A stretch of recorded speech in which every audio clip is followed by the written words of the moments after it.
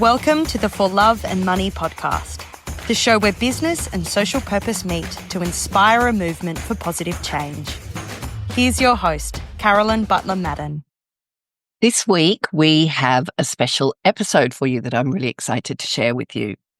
What is Love is a book featuring unconventional love stories from a global community of writers. And today we're celebrating the launch of that book. So I'll give you a bit of a backstory. A couple of years ago, I did Bernadette Jiwa's Story Skills course. Brilliant course. And after completing it, I joined Story Republic, a community of global storytellers who had all completed the same course. Now, I'm not exaggerating when I say it has been a life-changing experience for many reasons, not least the incredible individuals who I've had the great fortune to get to know through the community. Reading and listening to the stories of others in the community has enriched my own storytelling skills, but also it's enriched my life in ways I hadn't imagined before. And it's given me something solid at a time when the world feels very off-kilter. I'm pretty sure I'm not alone in the community in feeling that way. This morning, I attended one of the events that is hosted by Michael Averill, one of the community members.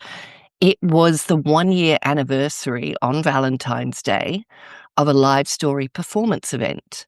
You're going to hear more about this from Rumi, one of my guests on this episode.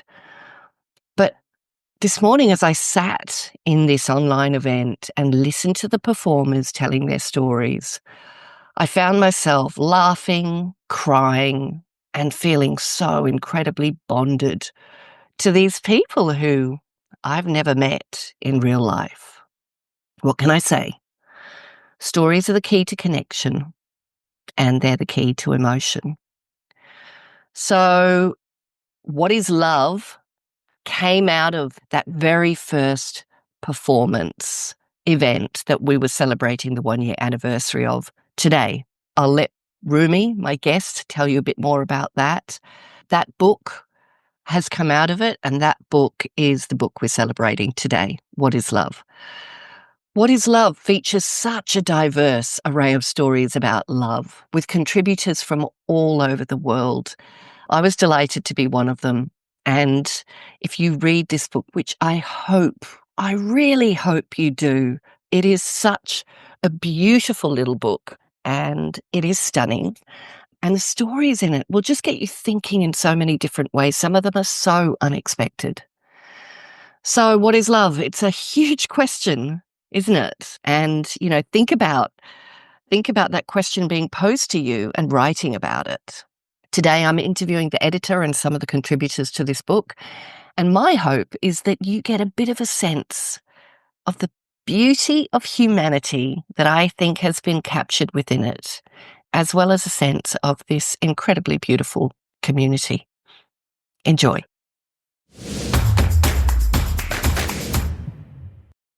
So it gives me great pleasure to kick off by introducing you to Rumi Tsuchihashi, who is a Story Republic member, and she was the editor for this beautiful book, What is Love? So Rumi, welcome to the For Love and Money podcast. Thank you for having me. I'm looking forward to this chat first with you as editor to share some of your insights in this whole experience. And then we're going to bring in some of the contributors.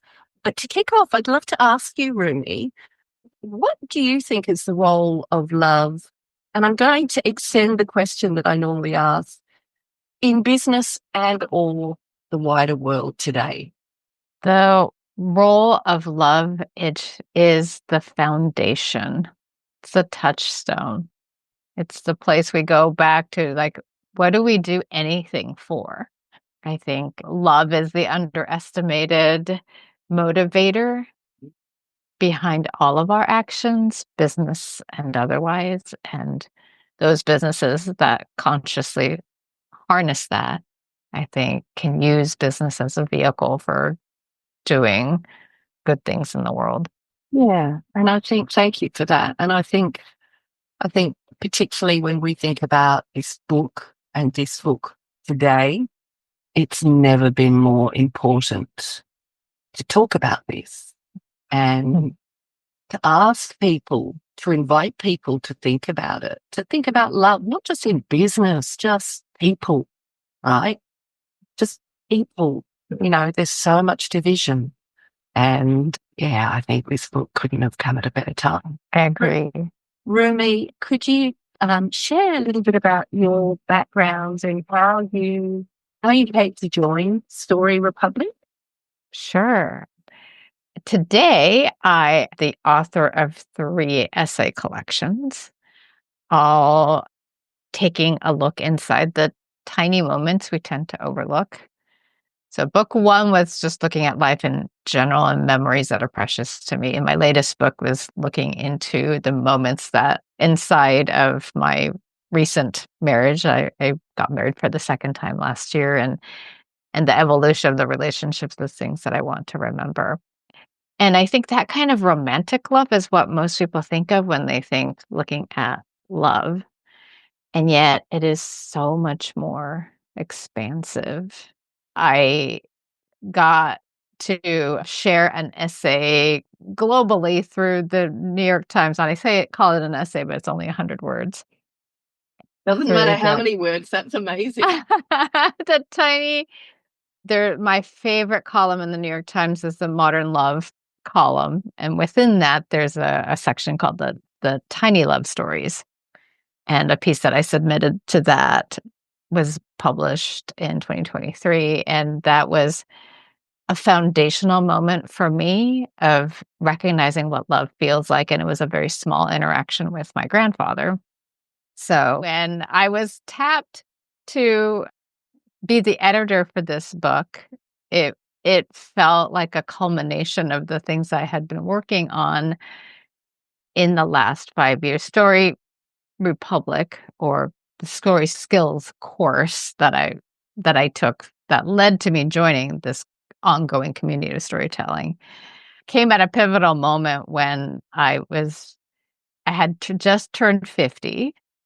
And it was a moment where either I was going to take my own stories seriously and cultivate them, craft them, share them with the world, or not. I felt like if I didn't do it now, I was never going to do it, and it would become a lifelong regret. So that course came to me at a time where I had decided to lean in, and the people that I met came into that at that time, and I could not have imagined that since that time that I would be invited to edit a book on such a beautiful and important subject. Thank you. And there's a few things in there I want to pick up. Your essay collections, and we'll put links in the show notes to those collections. The one you just talked about your marriage, I started reading it, and I meant to read one chapter. That I didn't have that much time, and I knew there was things I had to get done, but I thought, no, I was curious and I wanted to read that one chapter, and it drew me in, and I consumed the whole of part 1 in one sitting, and in the end I had to go and do what I had to do. But it's beautiful, and the way you write is Thank you. Absolutely beautiful, and just draws the reader in. It's those little moments that capture so much. So yeah, first of all, I wanted to say that, and yes, to our listeners, go and have a look, but carve out a bit of time before you start reading, because I think the same will happen to you. You mentioned turning 50, and I just wanted to say, because it just seems to be a common theme. I don't know, is it 50 and fierce? That as we get older, and that seems to be a pivotal moment, I see so many women coming into their own and just kind of going, bugger it, now or never, right? And I think that's where we cast off a lot of the caring what other people think about us. And of course you continue to, but not to the degree that perhaps we've carried with us, many of us, for so long. So congratulations on that. And the essay you mentioned for the New York Times, Is that the piece that you shared in the book in the introduction? In what is Actually, it is not. It is the same grandfather. Yeah. But the story that I shared in the introduction, which I will read later, is a moment that preceded once I wrote the story that I thought was my genesis of understanding love is, I realized that there was one underneath it that was not even conscious memory.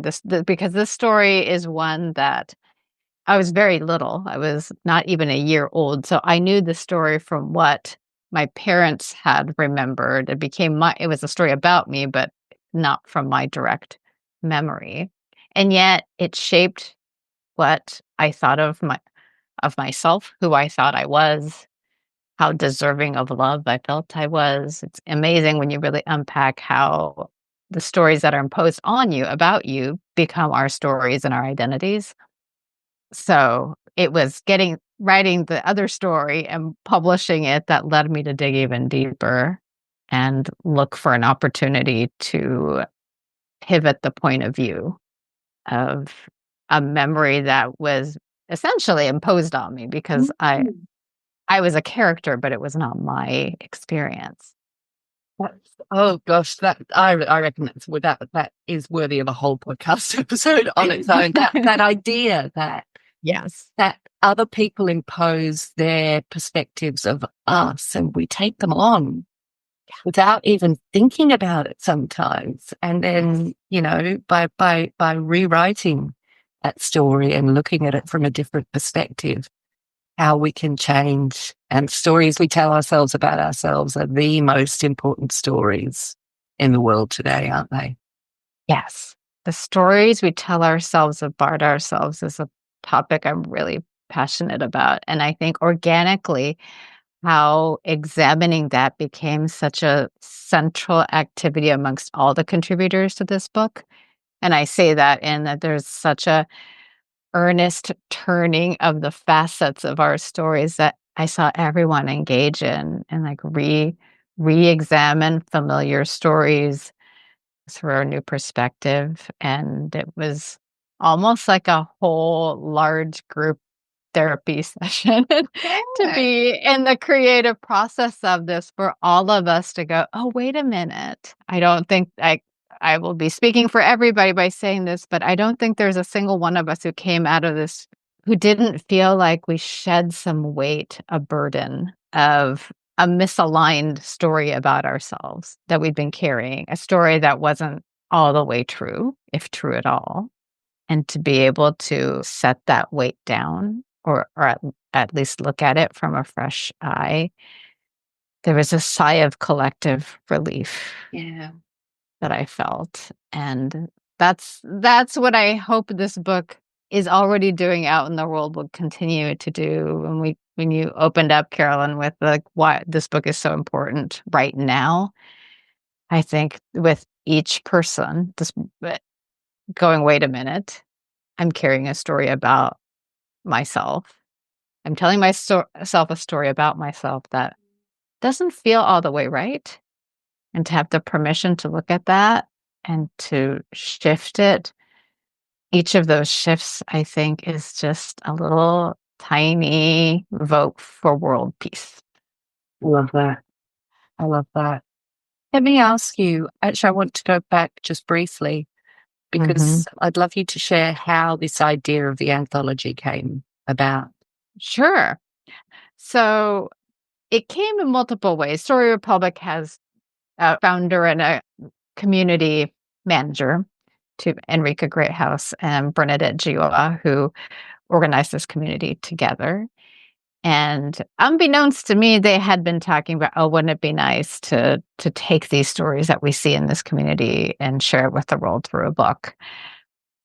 And around the time that conversation had been intensifying in the background, another community member of ours, Michael Averill, had organized a telling session. And by that, I mean, it's people come on a live Zoom call from around the world, and we each have 5 minutes to tell a true story.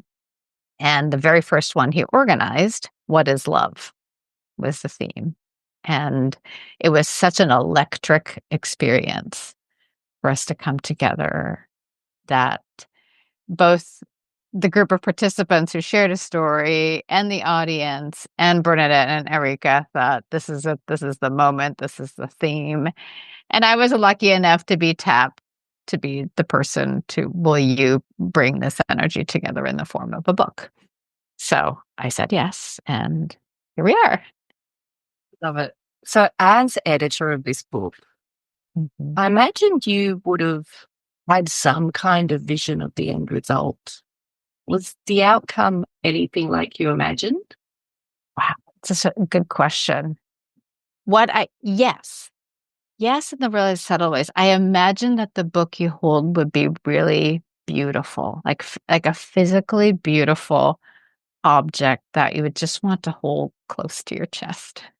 There's something gentle and yet powerful. So I had that as a vision. I imagined it feeling very diverse and the kinds of the voices, and that's reflective of our community. We have diverse geographically participants from all over the world. So I really imagined that there would be a global point of view. So that those were the things that I thought it would be, and that it would just feel very honest.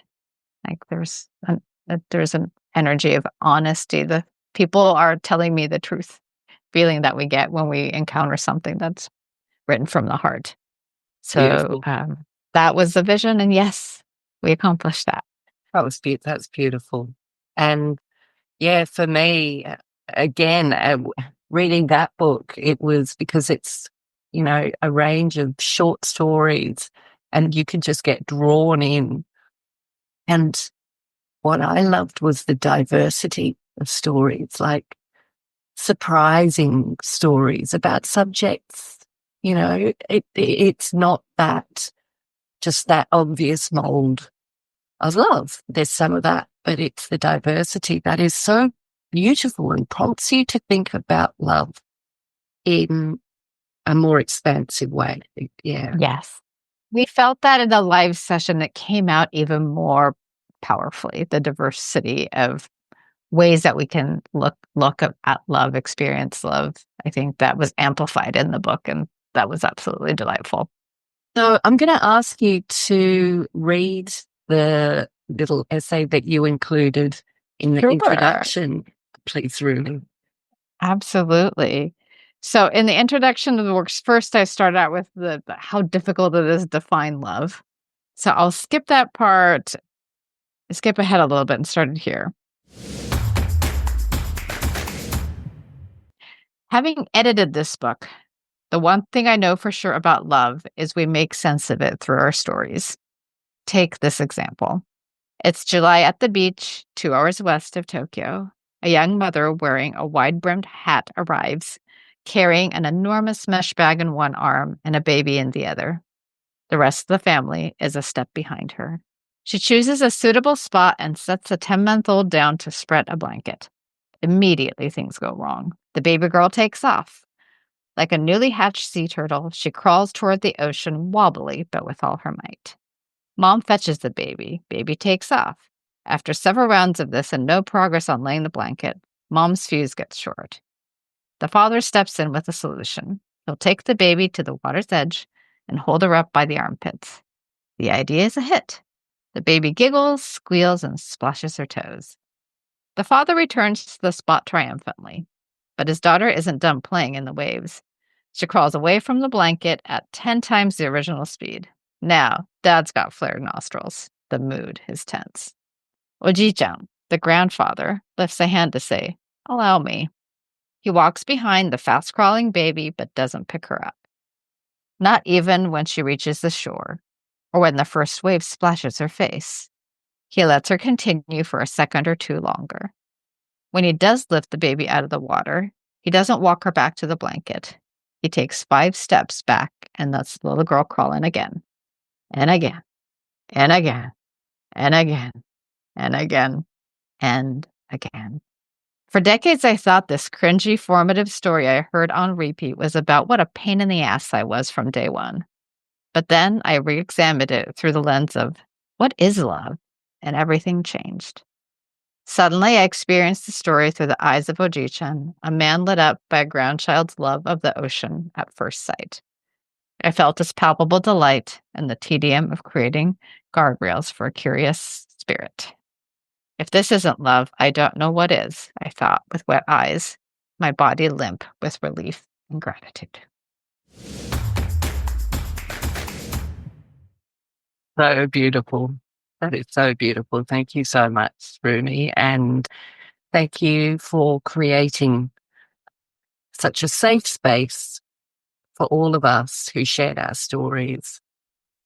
I know for mine, I was not sure whether to do it or not. And yeah, the way you managed that was great. And I'm sure you would have had that experience with many others. So thank you. And thank you for taking the time to come and share some of your insights here. It's my pleasure. I can't wait for the listeners to hear the contributor stories. Like I said, it's the multifacetedness and the way everyone just really showed up with courage to turn their stories over. You'll see that theme over and over again. And it was really one of my favorite parts of editing this book, and I'm excited for the listeners to experience it. Beautiful. So we have with us Leanne Fournier and Sabah Mirza, and I'm going to bring each of them in individually and ask them to share a little bit about themselves and their story as well. So Leanne, let's kick off with you. Welcome to the For Love and Money podcast. You'll have to unmute yourself. Thank you. Thank you for having me, Carolyn. My name's Leanne Fournier. I'm from Kenora, Ontario, Canada. So I'm in the deep depths of winter here right now. So the What is Love stories are certainly warming my heart. And I enjoy reading them. I'm a copywriter and a journalist here. I am a freelance writer, so I do write every day. But, since I joined the Story Republic a few years ago, that has taken on a kind of a new spectrum, finding a really safe space to share stories and true stories and fiction stories and the stories that come to me through many of the prompts we have as a group, but also the experiences in my life. If you'd like me to continue on, I can talk a little bit about my story. Love to hear from you on what drew you to Story Republic in the first place. What prompted you? What was that moment where you were like, I'm in? Yeah, it came to me time-wise. I remember my husband and I were actually looking at launching a really brave new initiative that really sort of aligned with our values in a whole bunch of ways. And I kind of joined it to write about that company, but just found such a safe space to explore stories and creative writing because, as I said, I write for a living every day, but it's not always the fun stuff and the heartfelt stuff. And I just immediately found a place that I mentioned the word safe, where I just felt safety and love and beauty. And those are really important things for me in my life. And I kind of constantly search for those things. And I found them there and found a home and, dove in then. And then when the Story Republic community was evolved out of kind of that. And I'm sorry, I think I'm probably confusing things because I joined a course, first of all, that was the writing skills with Burnett Jiwa, and then moved into Story Republic from there.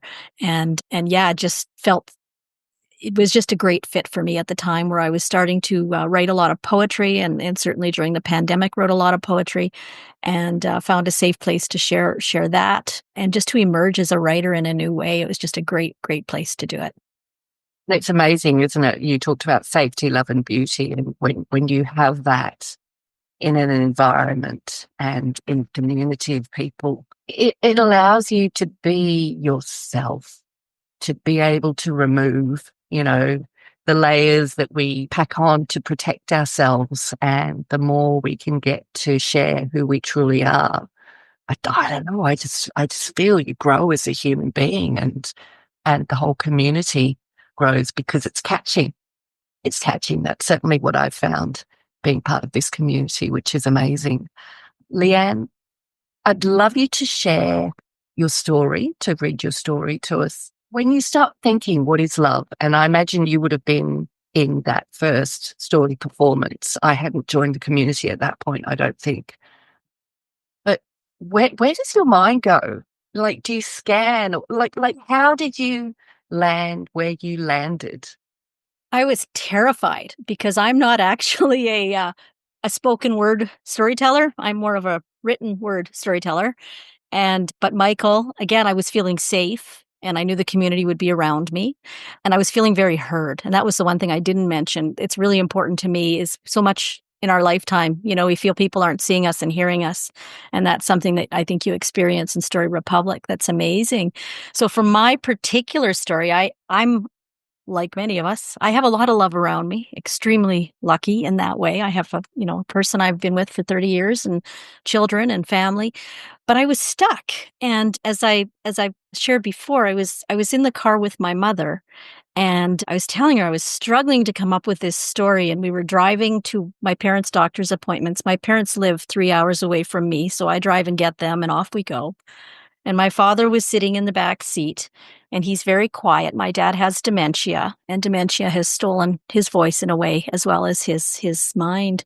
And I'm not sure why, but my mother just started to talk and I leaned in and the burden, of her caring for him has always been worrisome for me, but she started to just, and I don't know why, to tell me their early love story. And the fact that she could go there 65 years later with such clarity and the love on her face as she was talking and the way her face was lighting up, I leaned in and I listened and I stayed quiet because I knew in that moment I'd found the story I was going to tell and that I would, love to be able to share this story with our community. So that's some of the background from where my story began. Would you like to share your story? Absolutely. And I did want to actually credit Rumi for saying something that I wrote down because I was sharing a little bit more about my story. I wrote down that writing it, I was able to set the weight down I carried about my dad's alcoholism and his dementia and the worries I have about my mother carrying that burden. So I'll read it to you now. It's called Love is Like Peanut Brittle. My mother tells me she knew after their first date she was going to marry my father. True, the cobalt blue of his shiny new 57 Chevy, which matched his eyes, may have been what first turned her head. But what she remembers more vividly was his kindness and charm. We fell into a relationship like we'd been friends our whole lives, she told me. I think I'm falling in love with you, he'd said early on. She didn't have to think about it. She already knew. When he knew for sure, he proposed with the only engagement ring in the store that would fit her tiny finger. Well, he behaved with much bravado and made most of those decisions in those early days. And the morning of their wedding, he called over and over just to check, asking her, "You're going to show up, right?"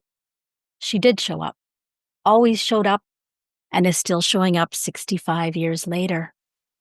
Thinking back on their long marriage, it strikes me that their love is like peanut brittle, irresistible ambrosia becoming a sticky mess that melts into lingering sweetness.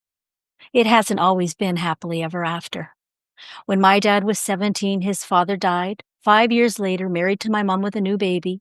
He was scraping out a living at the paper mill when his mother died too. We lived in a small town, a drinking town, and he fit right in. Much later, when I got up the courage, I asked him about that, why he drank so much, and he said, I was mad. After my mom's death, so soon after my dad's, I was just so mad. The anger was a smoldering fuse ignited often with alcohol. I spent many evenings of my youth riding my bike around town, tears streaming down my face after witnessing the dad I idolized slip away into a bottle. Yet for the most part, he held his demons at bay, working hard to become a mill boss. Pretty rare for a dumb guy like me, he would say. He was a good provider, a loving, caring father. When he wasn't drinking, I wanted for nothing, well, except for a sober dad. Like his father, he was a town leader involved in everything important to our small community, the hockey rink, the golf course, the fire department, even the church choir. He turned his failed pro hockey career into being a popular coach, teaching hundreds of kids how to skate. And the drinking, that was like his father's too, except it didn't kill him.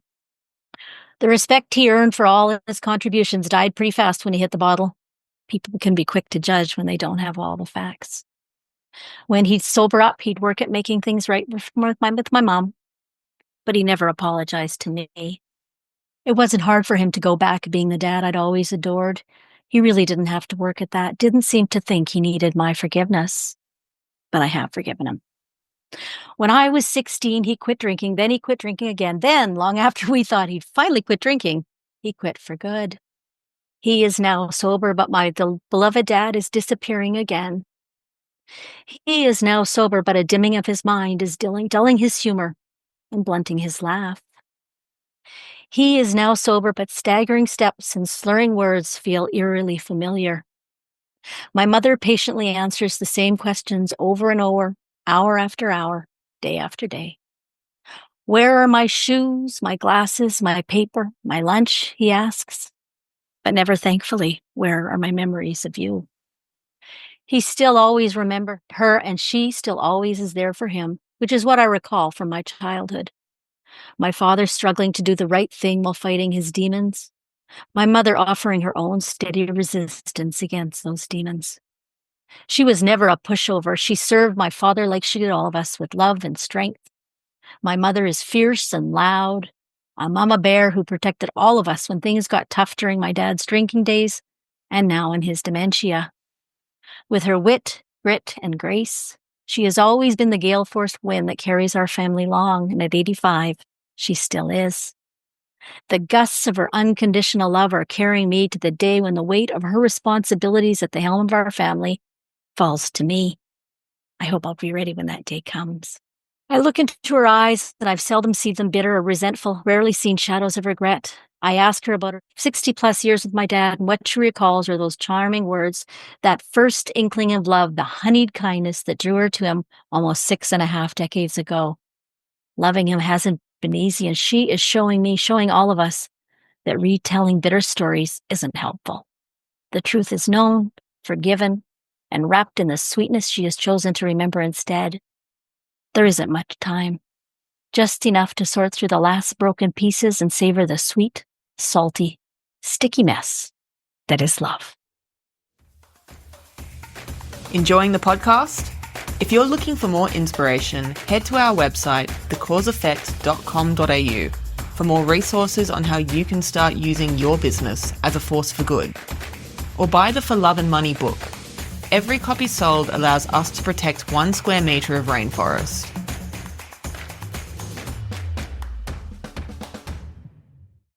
Leanne, that was beautiful. And you say you're a writer, not a writer, speaker, but you spoke that beautifully.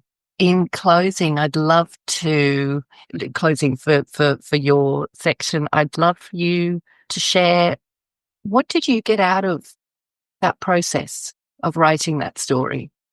I let the story take me where I wanted to go, which was really interesting process. I didn't tell it where it was going. It just went. And that was, I guess, the beauty of that live telling session. You know, we had the opportunity to do that. But it brought me to a place of, as I said, you know, my mother sort of showing us all what love is, right? And her enduring love for my dad through difficult times.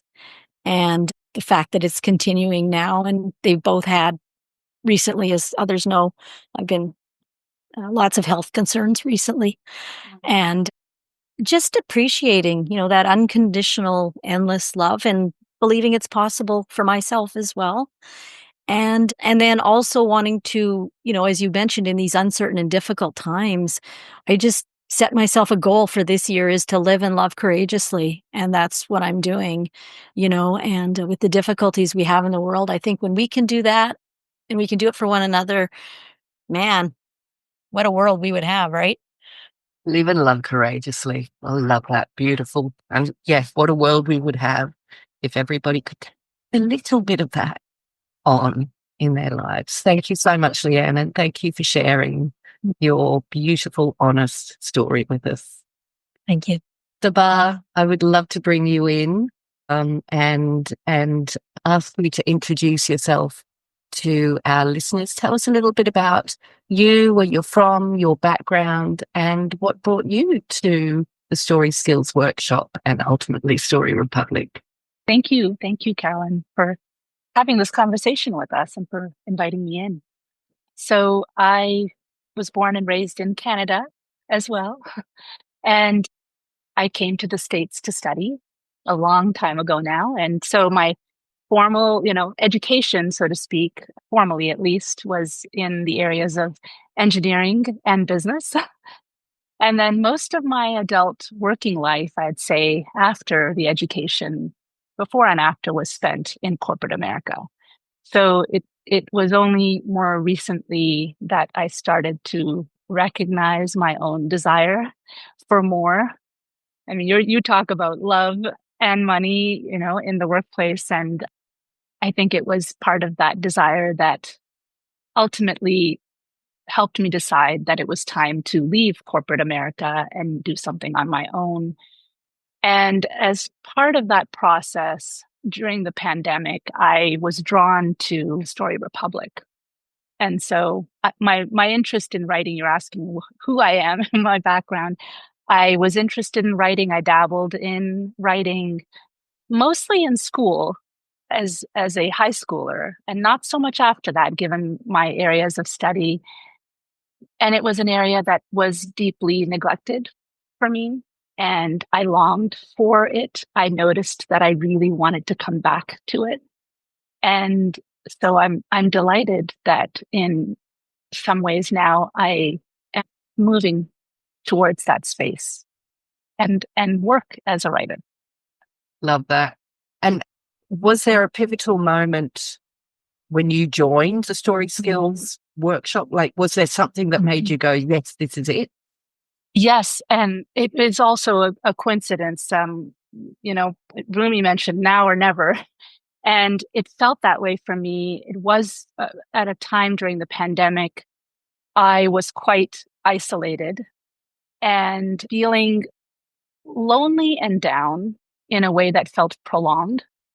And something occurred to me, something luckily just clicked in my need to reconnect to this creative practice. In fact, I'd never really thought about it as a practice prior to that. And I had received notification of this course, the Story Skills course. I had actually signed up for it, I think a year and a half prior. And something happened. I think it was in August of 2022, perhaps. I just said, I need to do this now. And it so happened that I signed up. It's a good thing I said it then, because I ended up enrolling in the last of the Story Skills courses for some time. So I got lucky. And I got in right at the end and right at the beginning of when Story Republic was starting. So really it was an internal yearning of sorts, a realization that there was something deep inside that had not been nourished for a long time that needed to be paid some attention. Wonderful. And what do you enjoy most about being part of the community? Oh gosh, everything. It's been a delight and a surprise and a delight, I will say. And that term just takes me back to my days at Ford Motor Company as an engineer, actually, because that's something that we talked about in creating things is wanting to surprise, aiming for surprise and delight. And really that's what this community has been for me. So I came in thinking, okay, this is going to be a way that I can continue to engage in the practice of writing and storytelling. And I'm really thrilled to say that I now consider some of the folks that I see here on the platform on a regular basis, and, three of you here on the call, certainly friends, dear friends. And it's a funny thing because I used to think that dear friendships took a lot of time to nurture. And what I'm realizing now in my older age is that it's really not about time. It's about the quality of the interaction. And I think that's part of what we see here on Story Republic in this community. So beautiful. And it goes back to what Rumi said. It's the honesty. It's the honesty that comes through. It's the honesty from the side, I agree, from the side of the speaker or the storyteller. And it's the deep listening from the other side. So there is that relationship and requirement, I think, on both sides. That's absolutely true. So, Sabah, I would love you to firstly maybe share again when that prompt was given. What is love? What was your process? How did you land where you landed? Where did your head and heart go initially? Well, initially I was a little bothered by the prompt, if I'm honest. And I was bothered because it felt so large. It felt really difficult to answer that question. And so I went from feeling bothered to feeling challenged to almost feeling like, okay, you know what, I'm not going to participate in this particular round of storytelling because it just feels too big, too vast. And I think it was tapping into that feeling of vastness that prompted the story that I did share in the initial live storytelling session that was tied to this prompt. And often that's how I get to my stories. It starts with a feeling. I connect with a feeling. And that story was actually not the one that I ended up choosing for the book. There was something real time that was happening at the time of the book that also felt more pressing. Let's put it that way. And so that's actually the story that I ended up writing for this book. It was, I think, transpiring as I wrote it. And that was a different kind of challenge, but it was a smaller story in a way than the one that I had originally told verbally. Oh, wow. And yeah, isn't that interesting? I love how honest you are about that you felt bothered by it at first. It is such a big, as you say, vast subject. But what is so beautiful is that everybody managed to dive into little personal moments of time, things captured from their life stories, and that vastness was replaced by diversity. I think you touch on something really important about storytelling that we learned here in the course that we took, and it's so true. Many people can feel intimidated by the call to tell a story. And the story doesn't have to be something phenomenal or really vast. The story can be significant in the tiny moments. So yes, to what you're saying. Absolutely. What would you like to share from your story? Well, I can read a part of my story, if that's okay with you. Beautiful. A short bit. So this particular story is about a time that my daughter was experiencing a difficulty that felt new and deep and difficult. So I'll start and just read a little bit here. The two of us are in the car here, and I'm discovering and noticing what's going on for her. Zara remains seated, her hollow cheeks glistening with lines of salt water. Below them, her hand rests over her heart. "What's the matter?" I ask. "I feel heavy," she says, pressing on her chest. She is 17, healthy, and well-liked at school. Her chest should not feel heavy. Though her advocacy had manifested many hair-yanking moments, I assumed that her resilient nature would neutralize the blows. Now I sense my error. Losses, when accumulated, inevitably take their toll. A tangle of heat at the base of my throat begins to rise.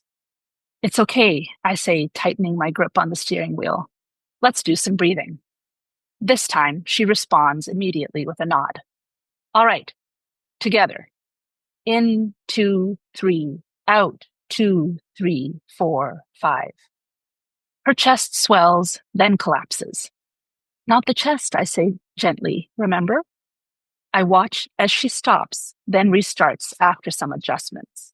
She does remember. For several minutes, we breathe, ballooning and deflating our bellies, intent on restoring our aching, ailing hearts. Like this, we settle into a slow, synchronous rhythm.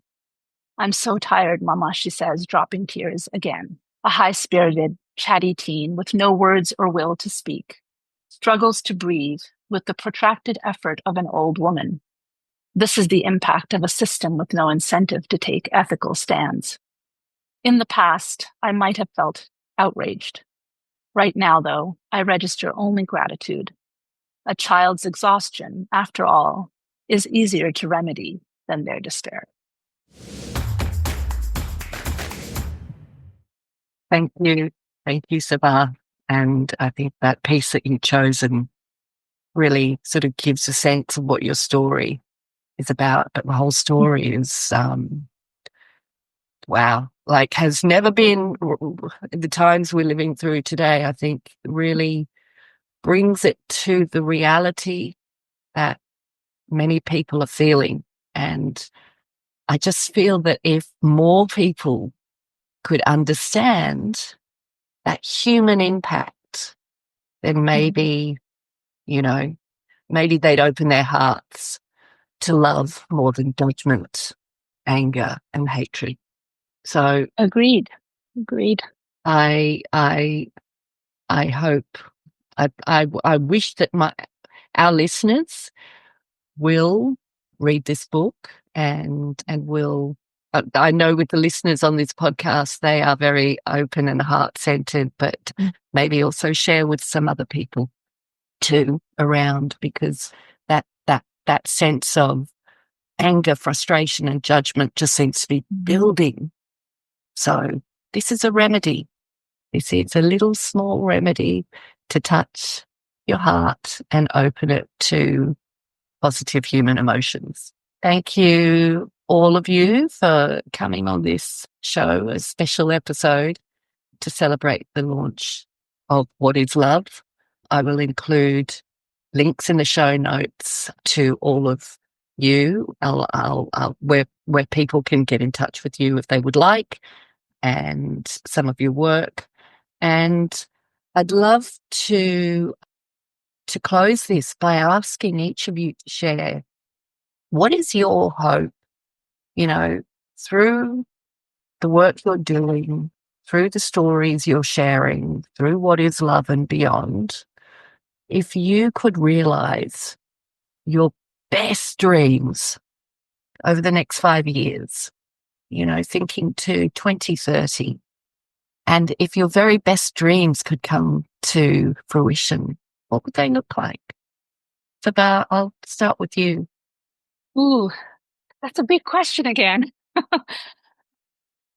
going to go to the smallest. Go into the smallest, yeah. Well, we just talked about what to do when it feels vast. I'm going to bring it in really, really small. I'm going to pick one thing, which is listening. I mentioned it earlier. Deep listening not just with our ears, but with our hearts, listening without judgment, listening without agendas, as difficult as that may seem. It's part of the work that I do right now in terms of bringing people together to engage in ways to connect one-to-one with people. And listening is one of those skills, practices, whatever you want to call it, that I think is so highly underrated and so critical to forging the path that you talked about. Thank you. Absolutely. Leanne? That is a big question. And I guess if you're asking me for one thing, there's many things, but it's just sort of what I've decided in terms of what I'm doing to share the book locally here in my little community, where we have a huge issue related to people experiencing homelessness and marginalization. And I think what we see in the Story Republic and what we see in this book, is the power of our shared stories. And really, all of our stories are shared stories. They're all stories that we can share. And they're all stories we can learn from if we, as Sabah said, listen, and if we hear each other, and if we see each other. And, I just believe if we could, humanity's going to be okay, despite the uncertain times we're living in. That idea that we see each other and that love love comes into play and we're open to the love that comes into our heart when we might be sitting beside someone we never thought we would ever talk to and we would ever listen to and we would ever hear, and that we can see in ourselves that beauty that we can love each other that way and, without judgment and unconditionally. Man, again, be a great place to live, wouldn't it? Yeah, wouldn't it just? Beautiful. Thank you, Leanne. Rumi, what's Rumi's dream? My dream is to enter a canon of authors whose stories make people not feel alone. And alone in that space, Sabah, where you left off with your story, I suddenly realized that I, as a young person, was lucky that someone else's honest stories reached me just before exhaustion turned into despair, like irreparable despair. Like, it's suddenly dawning on me now that there was a little tiny slim margin that I could have fallen into despair that would be very difficult to dig out of. And because someone had the courage to tell their lived story vulnerably and honestly, and I could see a glimmer of hope in it, I kept on being just exhausted, not all the way in despair. And I'm still there, but differently. And when I think about the calling that now or never feeling I had at 50 was, am I going to do the brave work of paying that gift forward? And that is what I said yes to. So 5 years from now, I hope that the impact of that decision will touch somebody in that space, keep them from falling into despair. From all of you, thank you. Your hopes, your aspirations, your dreams are dreams that I share as well. And I would love our listeners to leave this with a question. What is love? What is love to you? If you were to write a story, it could be short two-liner, it could be a long story. What story would you tell? And think about it. Play with it. You never know what might come from it. So thank you, Rumi, Sabah, Leanne. Thank you so much for taking time to come and talk about this beautiful book and your experiences related to it. I think it's been a wonderful conversation, and yeah, I look forward to hearing what listeners think about it.